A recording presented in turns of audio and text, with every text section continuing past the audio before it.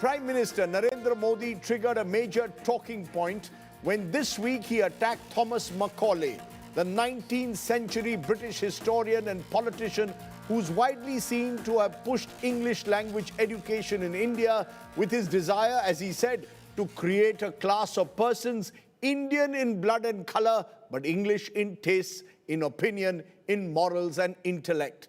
Prime Minister Modi says Macaulay created a colonial mindset of slavery that India needs to shed now, while others say English education in fact brought modern values to an ancient civilization.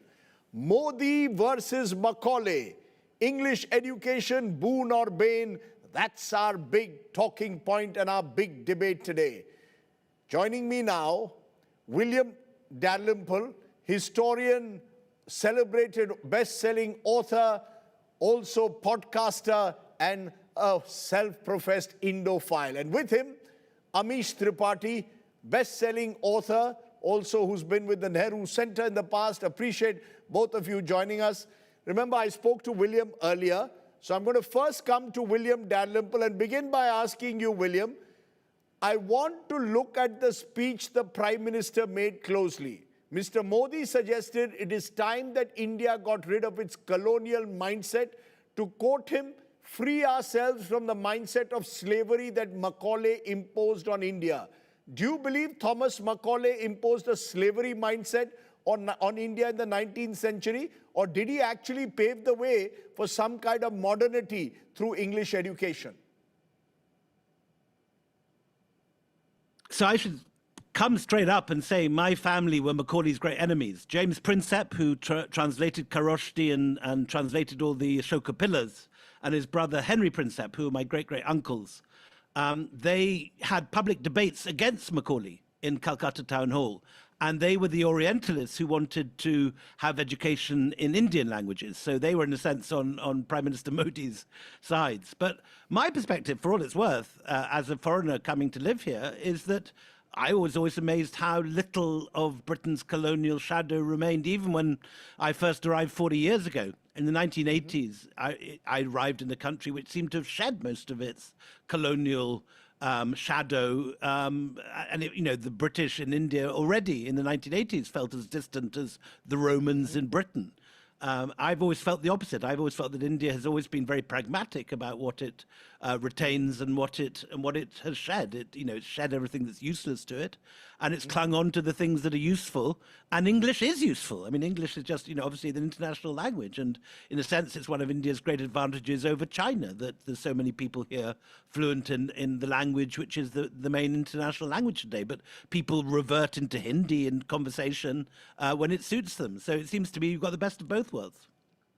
That's interesting. We've had the best of both worlds, but William Dalrymple, there'll be those that will argue that Macaulay ended up creating this Indian elite that still exists according to some, and that's what the Prime Minister was referring to, that the masses, the teeming masses of India must find their voice in Indian society, not just the elites. Many of the masses speak regional language. Why should those who know and speak English well exercise this dominance? Why should this small English-speaking elite class dominate India? I think one of the great things about India throughout history has been its multilingualism. Many people here speak many languages, and that's an incredible asset to be able to speak English when you're dealing with clients or going to education abroad is a terrific thing. But you should also have pride in your own language and your own literature, and I think India's done that pretty well. I mean, most people in the top tier of society speak English as their first language, but also have one or more languages they can back up on. I think we're right to emphasize that Indian languages and Indian literature are great things to be treasured. But I think that having the option of speaking English is obviously enormously helpful for business and for the country's prosperity. So I think to have both, as is so often the case, is the best of all worlds. But in a way, William Dalrymple, aren't we seeing some kind of a tradition now from the old Nehruvian elite to the new Modi-led India? The Nehruvian elite spoke in English, and there will be those who will argue including the Prime Minister, that this led to some kind of an inferiority complex among those who couldn't speak the language. And now finally those who speak regional languages, Hindi in particular, are finally finding their voice. Do you really believe that a kind of inferiority complex was built in to our society in India by the Nehruvian elite, which is being shaken, dare I say, by the Modi elite? Well, I think the new India is the India which is taking over every big business in America and doing, you know, terrifically well on the world stage. And these are the people who are leading India into its next phase. It's right, as you say, that people should not look down on regional languages, and they should celebrate regional languages and regional literature. You know, at the Jaipur Literature Festival, which I help direct, my wonderful colleague Namita Gokhale curates at least 40 languages each year. We make a point of celebrating all those different literatures, and that's absolutely right and proper. But it's also important that the elite and the educated elite are able to deal internationally and take over businesses around the world. It's not either or. It's not a question of one or the other. It should be both, and that's a great Indian strength. But do you, William Dalrymple, as you travel around India as a self-professed Indophile, do you notice any fragments of the colonial mindset at all? The old boxwalas of Kolkata playing a game of golf at the Tollygunge, having a gin and tonic. Do you believe all of that is a thing of the past? Are you saying that they are now marginal and real India is very different, and in any case, it's a bit of an assimilation? I would agree with that. Yes, I mean, even when I was first around in the 1980s, you know, there were a couple of these old clubs left where a fringe would hang out having gin and tonics on the veranda. But even in the 1980s, they were not the dominant world. The dominant world was, you know, people like Lalu Prasad Yadav in Bihar. There was already 30, 40 years ago, a whole new world of new Indias coming, which had the real power, and these guys were a fringe. I think one of the great joys and strengths of Indian democracy was how quickly that elite got replaced by democratic strength of other groups. But having an educated elite, which is multilingual and capable of dealing with abroad, as opposed to a cultural elite sitting in British clubs. Having the educated elite who are multilingual and running businesses in Bangalore and London and LA at the same time, that obviously is what we hope India will become: enormously rich, world dominant, and impressive, and performing at a top rank internationally. And what is also true, and you reflect on many of these characters in your celebrated Empire podcast series, that it was actually, in a way, Thomas Macaulay's English focus that had led to European enlightenment in some way coming to India, modern values that inspired the likes of Mahatma Gandhi, Jawaharlal Nehru. They went to Britain, it shaped their intellectual thought, they brought it back and played a huge role in actually the freedom movement of this country. Yes, I think exactly. I think you can underrate very badly how brilliant these guys were.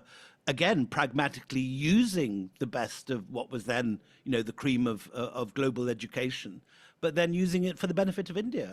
I think the Nehruvian elite did what people do today. They're using their skill, their education, and their language abilities to make India the world-class #1 country, the best that it possibly can. So I wouldn't look down on the business elite and those who perform at this incredible international level at the very peak of their abilities, and you know, they are the people that are leading India into the future, running banks, running big multinational companies, taking over all these fortune companies all over the world, and we see them wherever we go. There are Indians running everything, so they should be celebrated, not denigrated, I'd say. Just to quote what Prime Minister Modi said again, William, he said, Macaulay broke the back of our self-confidence, filled us with a sense of inferiority, threw our entire way of life into a dustbin in one stroke. That was when the belief took root that Indians must adopt foreign ways to achieve anything. The sense of pride was gradually weakened. Do you think the Prime Minister is exaggerating it, that this is more politics? And as you said at the very outset, India is actually an example of the best of both worlds, West and East? Exactly that. I mean, I think Macaulay was appalling, and my family fought very strongly against what he tried to do. But I don't think he broke India. India gained its independence. The Raj proper from 1858 to 1947 lasted a mere 90 years, which is a blink in the eye of Indian history. And has been long forgotten. This is a strong, independent country. It's incredibly self-confident, and Indians take what they need from that, and there are things which they can take which are of advantage to them. But the idea that they're sort of cowering and beholden to some sort of old ghost of Macaulay seems to me very underrating the brilliance, resilience, and pragmatism of Indians. You know, interestingly, I can also tell you that Ashish Nandi, the sociologist, once said that cricket is an Indian game accidentally invented by the English. That is an example, and of course it was the Parsis who were the first to take it up, the most Anglophile of all the communities. But but again, it's now become very much an Indian game and dominated by India, not by Britain. But in conclusion, what's the best thing India can still take from the British? What's the one thing you'd like the British to take from India? The one thing. So I think the best thing they can take from Britain is the language, the English language, to have the ability to speak English as well as your own languages, plural, is a great asset in this world. As for what Britain can learn from India, I think Indian entrepreneurship, Indian business acumen, and the energy of South Asia is something that we look upon and admire. Okay, we heard there from William Dalrymple earlier. Thank you very much, William.